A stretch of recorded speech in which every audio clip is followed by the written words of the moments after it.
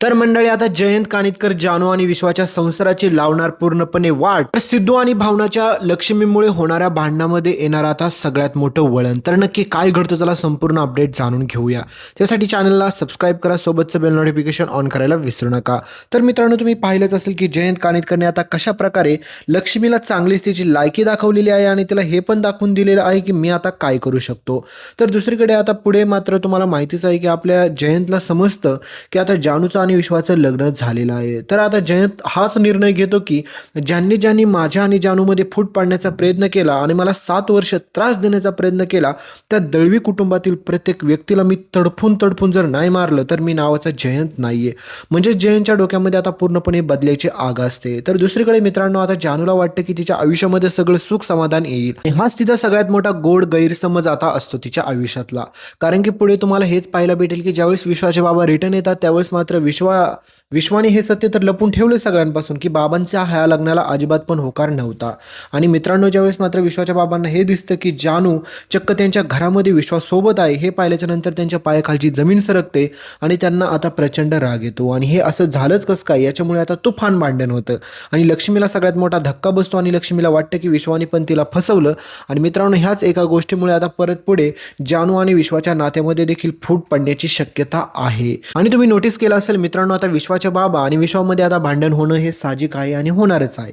आणि मित्रांनो, फक्त या जानूमुळे आता विश्वाचे बाबा आणि विश्वामध्ये आता परत एकदा भांडण होणार. आणि त्या दोघांच्या भांडणामध्ये जर ह्या जयंतने कोणाला काय केलं तर मित्रांनो ते केवढ्यात पडेल. याच्या अगोदर विश्वाची आई गेली ह्या जानूमुळे. आता विश्वाचे बाबा आणि विश्वा ह्या दोघांवरती देखील आता जयंतचं टार्गेट असतं. जयंतने ठरवलेलं असतं की विश्वाला तर तो सोडणार नाहीये.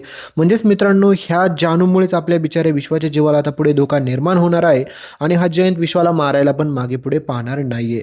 तर सगळ्यात महत्त्वाचा मुद्दा म्हणजे मित्रांनो, तुम्ही पाहिलेच की आपला सिद्धू ज्यावेळेस लक्ष्मीच्या घरी गेला होता त्याच्यामुळे मात्र भावनामध्ये आणि सिद्धूमध्ये जे काही भांडण होतं त्या भांडणाचा आता सगळ्यात मोठा कल बाहेर येतो. कारण की मित्रांनो, भावना ज्या प्रकारे आपल्या सिद्धूसोबत भांडण करत असते त्याच सगळा काय इम्पॅक्ट आता भावनाची आणि सिद्धूची जी लहान मुलगी असते रमा तिच्यावरती पडतो. आणि ह्या भावनाने अजून पण एक गोष्ट लक्षात घेतलेली नाही की सिद्धू एवढ्या वर्षानंतर इथे आलाय, त्याच्यामुळे काही जरी झालं तरी सिद्धराज सोबत चांगलं आणि नीटच बोललं पाहिजे.